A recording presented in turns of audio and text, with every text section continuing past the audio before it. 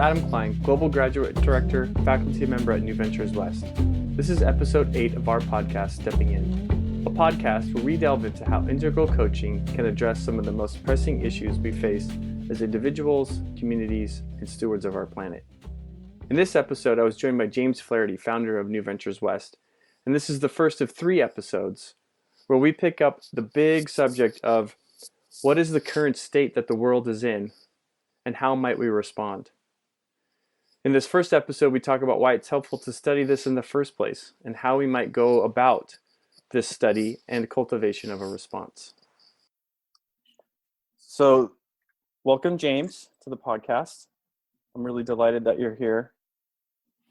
And one of the questions I had to get us started, and it could be asked several ways, but one of the ways that I wrote it down was, what's important and helpful about studying what gave rise to our current situation in the world, and what's your sense of the state that we're in? Well, thank you, first of all, Adam, for letting me be on the podcast. It's a great chance, and I appreciate it. So the first one is the answer. I don't know if I have an answer, but I have a response anyway. And the response is, my view is that it's always important to know what's happening in the world so we can be intelligent in how we are living in it and responding to it. So if we imagine ourselves, say, being a farmer growing whatever our crop is, it's really important to know, are those clouds mean it's going to rain? Those clouds mean it's a tornado? Does those clouds mean it's going to continue to be sunny? What's portending here? What's about to occur? What's really going on here? Because then we know if what's happening, how to respond to it, what to pay attention to in case it's a sign that something needs our attention, or if something is proceeding as it normally does. I think that's what it is to be a living system. What it means to be a living system is to be in close communication with our environment, whatever makes up our environment. And as humans, we have really complicated environment that we can talk about if we want. And then be able to respond to it with all the intelligence that we've gathered from our individual life, but also from the life of our culture that's been passed along to us. Our human world is complex because we're seeing the limitations of having 7 billion plus human beings on Earth and the effect it's having on our ecosystem, our planet where we live. People are finding out that it doesn't matter how big your army is, or how big your oceans are, how much money you have. We are all subject to this. Second is, so I'm reading a book called Liquid Times. And Bauman is the author, B-A-U-M-A-N, Bauman, that our economic system produces surplus people whose jobs are no longer necessary because of the job has been moved someplace else, or they've been replaced by some kind of automation. We don't have a solution for that. This is part of what happened in the American election this time. There were people who are living in parts of America that are full of these so-called, what I'm calling surplus people. There's not a job for them. There isn't a community for them. There's nothing for them. And there's nothing that they can see for their future, for their children. And no political party has an answer for that, except the one that won, which is, I will save you, without any detail about how that's going to happen. And certainly the Democratic Party that lost all congressional, lost Congress, lost the governorships, lost the presidency, is to a large extent because of, it seems to me, is the bitterness and the resentment and the despair happening from having no intelligent way of responding to surplus people. And the other is we don't have institutions that are smart enough and large enough and robust enough to respond to the problems that we have. having more the ways that governments know how to respond historically don't work for the situations that we're in. But people in government, of course, like all of us, want to hold on to their position and their power. And we haven't found a new way to think about it yet. So I think all that is happening. And then it's all hot wired together so that the little ripples become tsunamis over and over again. So that's all happening within this, as we've been talking the whole time, to this human body, to this human nervous system that's built for taking in stimuli at a much slower rate and with less intensity. Yeah, we don't have it. Another way of saying it, Adam, is we haven't designed a way of living together with this many of us here with this range of problems. We don't know how to talk to each other. We don't know how to support each other. We don't know how to listen to each other. We just don't. Yeah, I appreciate the title of Bauman's book, Liquid Times, and reminds me of what you're saying. Another person I think that contributes to this conversation, Thomas Friedman, in his latest book, Thank You for Being Late, he has a whole chapter on this exact point, that we're at the nexus where the amount of change that's happening is so fast that it's beyond the human capacity to be able to respond. Yeah. So there's no time for things to come into a structured way for us to be able to respond to it, because by the time that's happened, it's already changed. Yeah. And we haven't, we can't keep up with that pace. So we're exceeding at this point in time, our ability to respond in our normal way.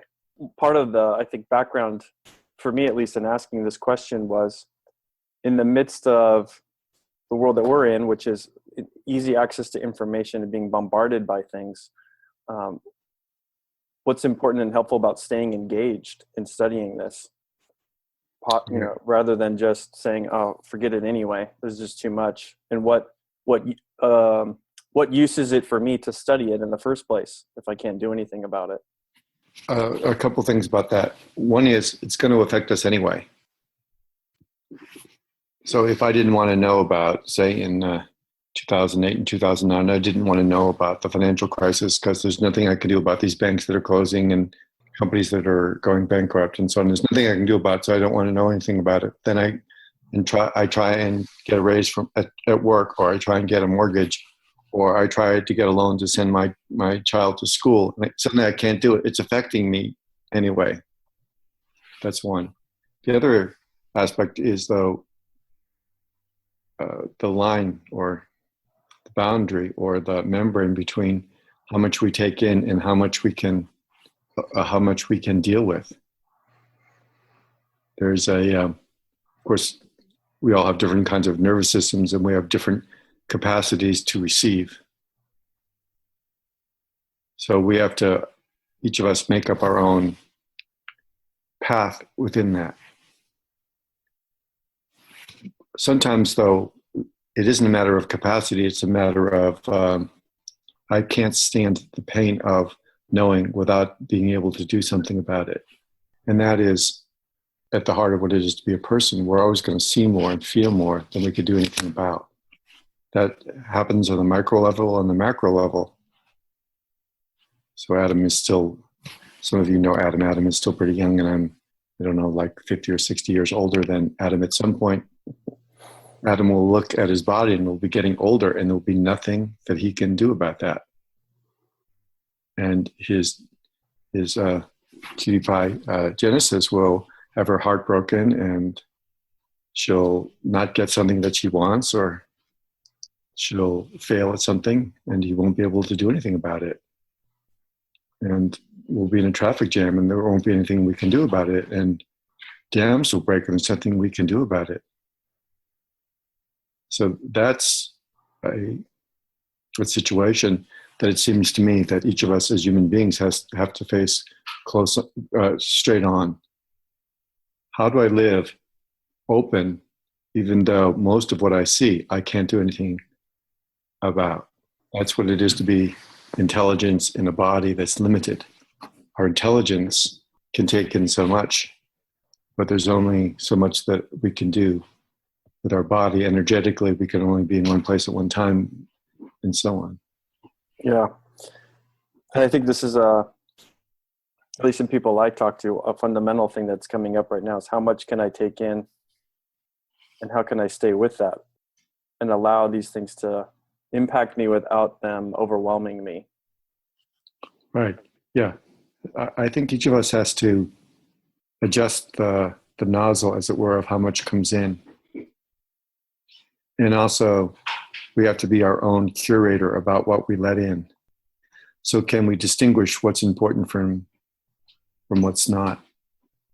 Yeah.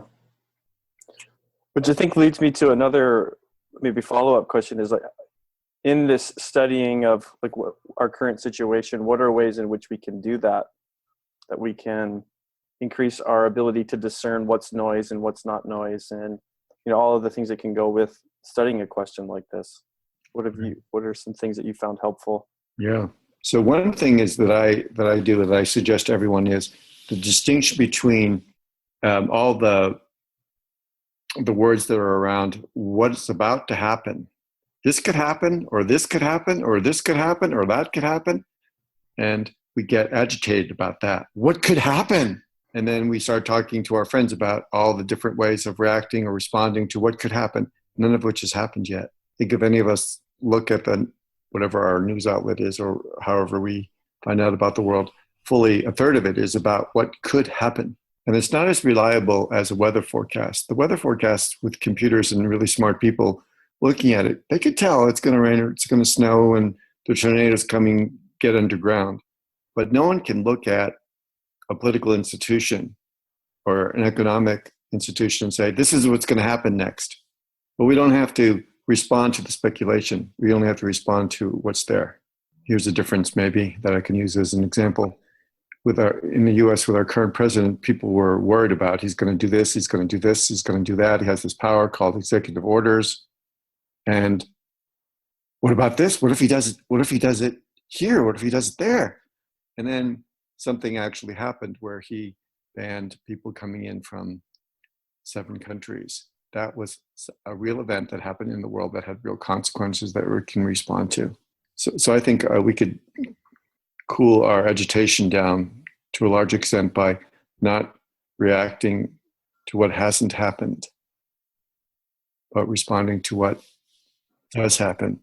And then being able to discern, this is the harder one, what's important and what's not. And maybe each person has to draw their own conclusions about that, what's important and what's not.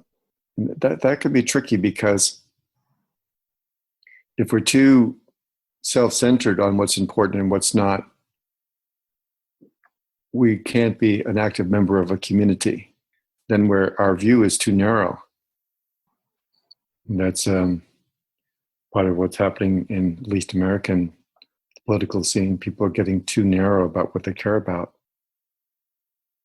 I only care about abortion rights. I don't care about economic justice, or I care about women's rights, but I don't care about Medicare. We have all these splits. And when we are split, the power of our community gets nullified. Right. Which to me leads into another question of what has us be in such a state that our capacity is only that we care about what's important to us and not other people. But it's the sense of I can't go beyond that because it's too much.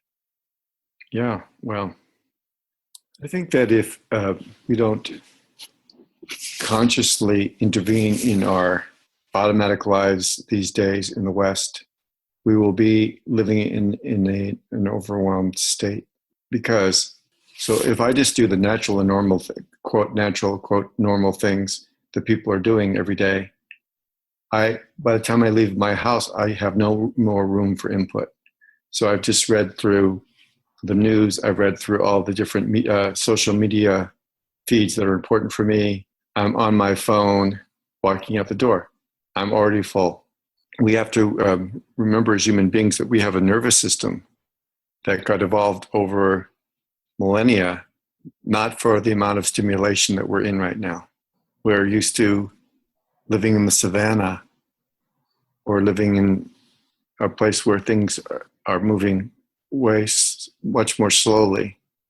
And there's very few things happening at once. And now we're in 24-hour surround of input. So we have to as I was saying, we have to make a conscious choice. No, I'm going to have this amount of input during this period of time, and then I'm going to stop so that it can settle in me, so I can integrate it, so I can digest it, so I can think about it, so I can feel into it, so I can make sense of it. And also so that I can have a life that isn't just being agitated. And I think I'll speak for myself, being onto the fact that taking in more doesn't necessarily mean, not even necessarily, it's not going to mean that all of a sudden you're going to have the solution. As if studying more and more and reading more and more, now I have the perfect response. Right. We wish. I suppose we wish. I guess maybe that's the hidden intention in more and more and more, is that at some point pattern will emerge.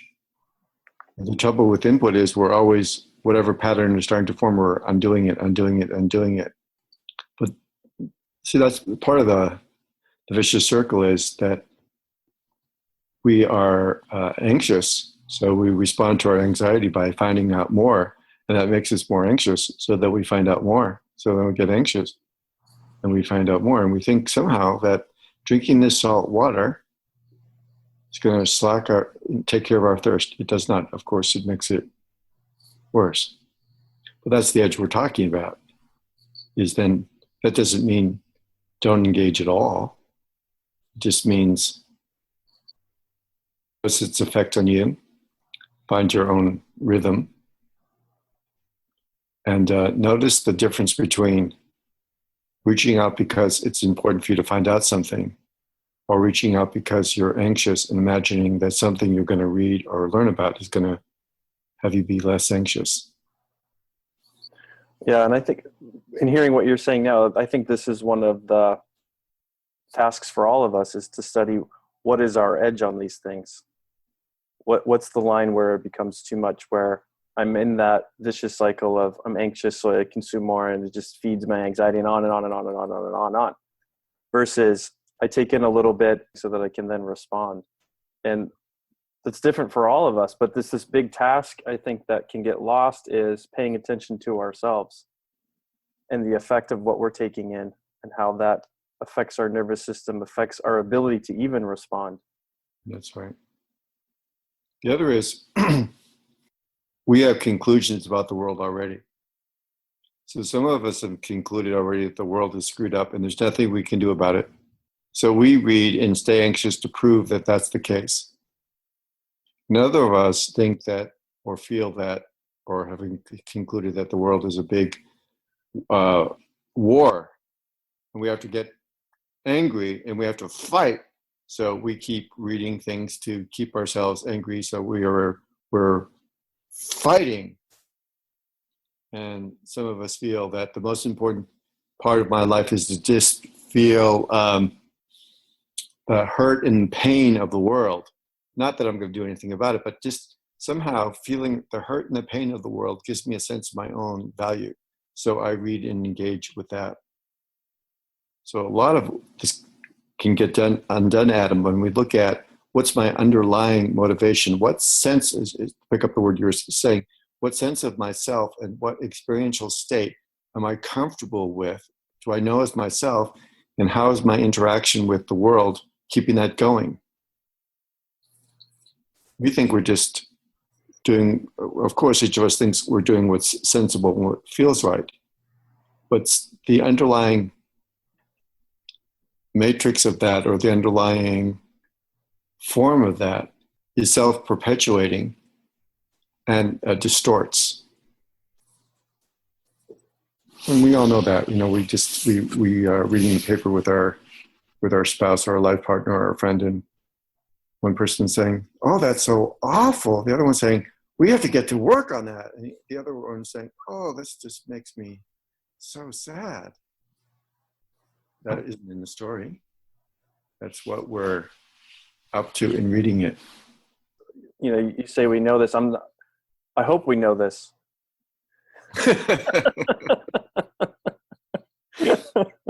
Yeah, that would be nice if we did, wouldn't it? Yeah, because it is, as you started off to say, very much in the background and hidden to us often, that we're self-perpetuating our own conclusions.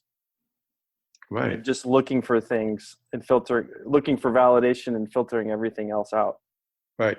And it isn't just, it is what you said. It is our validating our conclusions, but it's also validating the state that we want our body to be in.